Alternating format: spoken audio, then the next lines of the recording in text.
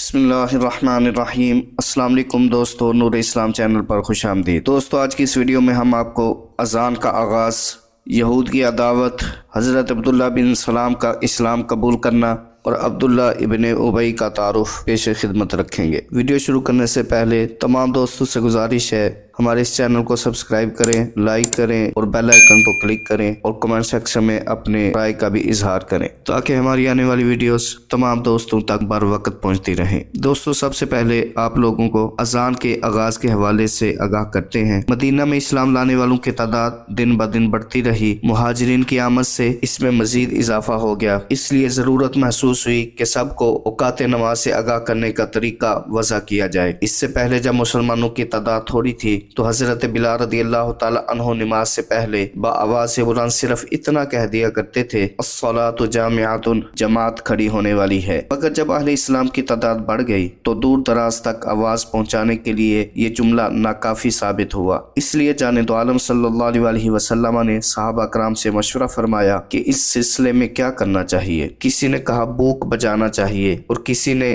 ناقوس بجانے کا مشورہ دیا، اور بھی متعدد رائیں پیش کی گئیں، مگر جانے دو عالم صلی اللہ علیہ وسلم نے ناقوس بجانا پسند فرمایا۔ اگرچہ یہ طریقہ عیسائیوں کا تھا اور آپ صلی اللہ علیہ وسلم اس سے پوری طرح مطمئن نہ تھے، مگر اس وقت پیش کی گئی تجاویز میں اس کا استعمال آپ کو نسبتاً بہتر معلوم ہوا، اس لیے آپ صلی اللہ علیہ وسلم نے ناقوس بنانے کا حکم دے دیا۔ اسی رات ایک صحابی عبداللہ بن زید رضی اللہ تعالی عنہ نے خواب دیکھا کہ ایک سبز پوش انسان ناقوس اٹھائے ہوئے ہے۔ عبداللہ رضی اللہ تعالی عنہ نے اس کو آواز دی، اے اللہ کے بندے، کیا یہ ناقوس فروخت نہیں کرتے ہو؟ سبز پوش نے پوچھا، تم اس کو کیا کرو گے؟ آپ نے جواب دیا، ہم اس کے ذریعے لوگوں کو نماز کے لیے جمع کیا کریں گے۔ اس نے کہا، میں تم کو اس سے بہتر طریقہ نہ بتا دوں؟ آپ نے فرمایا، ضرور بتائیں۔ سبز پوش کی بلا روح ہو کر کھڑا ہو گیا اور اونچی آواز سے اذان دینے لگا، اللہ اکبر سے لے کر لا الہ الا اللہ تک۔ جب جناب عبداللہ بیدار ہوئے تو اسی وقت جانے دو عالم صلی اللہ علیہ وسلم کی خدمت میں حاضر ہوئے اور اپنا خواب بیان کیا۔ جانے دو عالم صلی اللہ علیہ وسلم نے فرمایا، یہ سچا خواب ہے، تم یہ کلمات بلال کو سکھا دو کیونکہ اس کی آواز تم سے زیادہ بلند ہے۔ حضرت عبداللہ رضی اللہ تعالی عنہ کے بتائے ہوئے الفاظ جب حضرت بلال رضی اللہ تعالی عنہ نے اونچی آواز میں کہنے شروع کیے تو حضرت عمر رضی اللہ تعالی عنہ دوڑتے ہوئے آئے اور اپنی چادر زمین پر گھسیٹتے ہوئے آئے اور عرض کی، یا رسول اللہ صلی اللہ علیہ وسلم، اس ذات کی قسم جس نے آپ کو سچا رسول بنایا ہے، مجھے بھی خواب میں بالکل یہی کلمات کسی نے سکھائے ہیں۔ جانے دو عالم صلی اللہ علیہ وسلم مسرور ہوئے اور فللہ الحمد کہہ کر اس تائید پر اللہ کا شکر ادا کیا۔ دوستو اس وقت سے آج تک ہر مسجد سے دن میں 5 مرتبہ یہ سامعہ نواز ندا بلند ہوتی ہے اور اہل ایمان مسجد کی طرف کھینچے چلے جاتے ہیں۔ دوستو مدینہ طیبہ میں اہل اسلام اعزازی شان سے رہتے تھے اور ہر طرح کے جسمانی تشدد سے محفوظ تھے، مگر یہاں یہودیوں کے ہاتھوں انہیں طرح طرح کی ذہنی اذیتوں کا سامنا کرنا پڑتا۔ تعجب کی بات یہ ہے کہ یہودی خود بھی مدتوں سے آخری نبی کے منتظر تھے اور جب تک وہ نبی آیا نہیں تھا اس کے وسیلے سے فتح و نصرت طلب کیا کرتے تھے اور اس کے مبارک نام کے صدقے فتح و کامیابی کا انعام پایا کرتے تھے۔ وَكَانُوا مِن قَبْلُ يَسْتَفْتِحُونَ عَلَى الَّذِينَ كَفَرُوا فَلَمَّا جَاءَهُم مَّا عَرَفُوا كَفَرُوا بِهِ فَلَعْنَةُ اللَّهِ عَلَى الْكَافِرِينَ بِئْسَ مَا اشْتَرَوْا بِهِ أَنفُسَهُمْ أَن يَكْفُرُوا بِمَا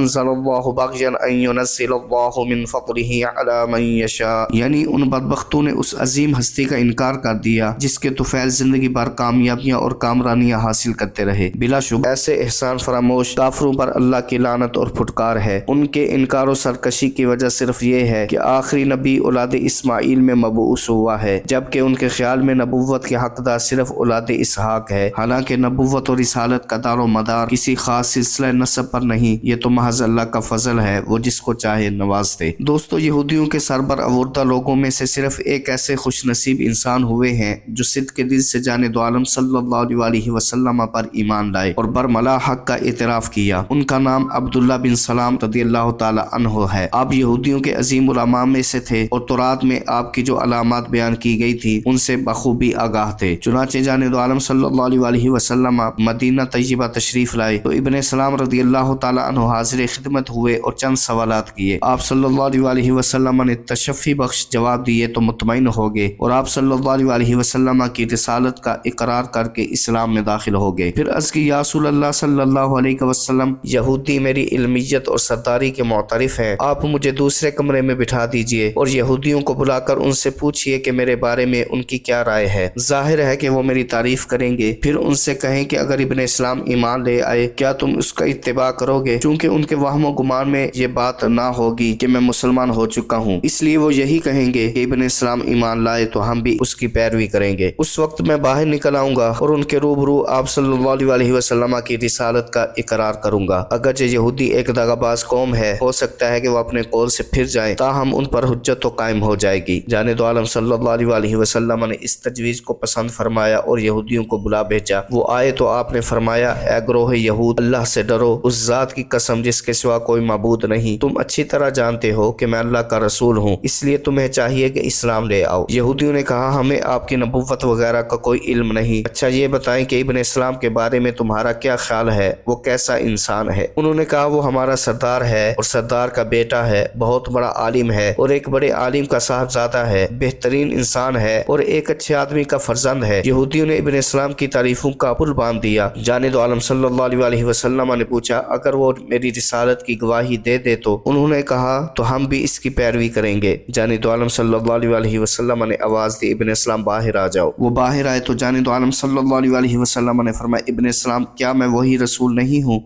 जिसका तज़किरा तौरात व इंजील में है और जिस पर ईमान लाने का तुमसे साबिका अंबिया ने अहद लिया है? इब्न इस्लाम ने अर्ज़ की, बिलाशुबा आप वही रसूल हैं या रसूल अल्लाह सल्लल्लाहु अलैहि वसल्लम। फिर यहूदियों से मुखातिब हुए और कहा, ए कौम यहूद, अल्लाह से डरो और इन पर ईमान ले आओ। तुम खूब जानते हो कि ये वही रसूल हैं जिनकी आमद की बशारतें तौरात व इंजील में मौजूद हैं। अब्दुल्लाह बिन सलाम रज़ियल्लाहु ताला अन्हु को जाने दो आलम सल्लल्लाहु अलैहि वसल्लम की तारीफ में यूं रत्बुल लिसान देखकर यहूदियों को आग लग गई। तिल मिलाते हुए इब्न इस्लाम से बोले, अंता शर्रुना व इब्न शर्रीना, तुम बदतरीन इंसान हो और एक बदतरीन इंसान के बेटे हो, और गुस्से में फुनकारते हुए वापस चले गए। दोस्तों, यहूदियों ने अगरचे हट दर्मी का मुजाहरा किया और अब्दुल्लाह बिन सलाम रज़ियल्लाहु ताला अन्हु की बात न मानी, मगर अब्दुल्लाह बिन सलाम रज़ियल्लाहु ताला अन्हु के ईमान लाने से ये नुमाया फायदा हुआ कि तौरात का एक बड़ा आलिम जाने दो आलम सल्लल्लाहु अलैहि वसल्लम का मुसद्दिक व मुअय्यद बन गया, जिसकी वजह से यहूदियों के लिए ये मुमकिन न रहा कि अहकाम तौरात में हस्बे मंशा रद्दो बदल कर सकें। हुआ कुछ यूं कि एक दफा चंद यहूदी जाने दो आलम सल्लल्लाहु अलैहि वसल्लम की खिदमत में हाजिर हुए और कहा कि हम में से एक मर्द और एक औरत ज़ना के मुर्तकिब हुए हैं, उनके लिए क्या हुक्म है? अगरचे वो दोनों शादीशुदा थे और तौरात के मुताबिक रजम यानी संसार के मुस्तहिक थे,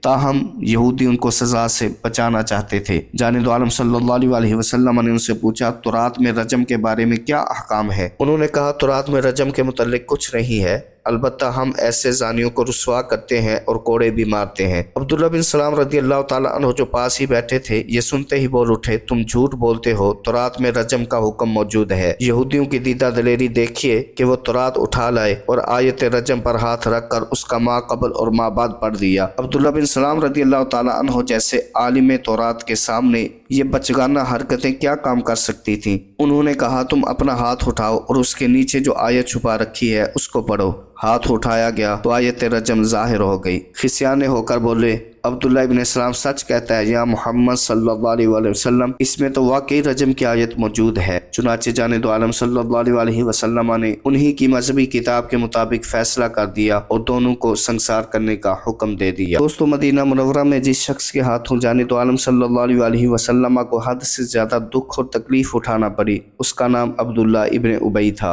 मुनाफिकों का सरदार, सामने जी सदके करने वाला और पसे पुश्त इंतहाई दिल आजार बातें करने वाला, हीलों बहानों का माहिर, झूठ बोलने वाला, चरब जुबान और झूठी कस्में उठाने में बेबाक। जाने दो आलम सल्लल्लाहु अलैहि वसल्लम के साथ उसकी गैर मामूली अदावत का सबब यह था कि आप सल्लल्लाहु अलैहि वसल्लम के मदीना तशरीफ लाने से पहले अहले मदीना उसको अपना बादशाह बनाना चाहते थे। ताज वगैरह बन चुका था और रस्म ताजपोशी की तैयारी हो रही थी कि अचानक आप सल्लल्लाहु अलैहि वसल्लम की आमद से यह सारा प्रोग्राम दरम बरम हो गया और सर पर ताज सजाने की आरजू इब्ने उबई के दिल ही में घुट कर रह गई, क्योंकि लोगों ने अमलन उस बेताज बादशाह को अपना ताजदार मान लिया था, जिसके नालैन का नक्शा ताजों की जीनत बना और शाहों ने बसद एहतराम उसको अपने सरों पर रखा। चुनाचे एक दफा जब आप सल्लल्लाहु अलैहि वसल्लम मुसलमानों, यहूदियों और मुशरिकों के एक मखलूत इज्तिमा में दावत हक देने के लिए तशरीफ ले गए तो इब्ने उबई ने आप सल्लल्लाहु अलैहि वसल्लम की गुफ्तगू सुनकर निहायत गुस्ताखाना अंदाज में कहा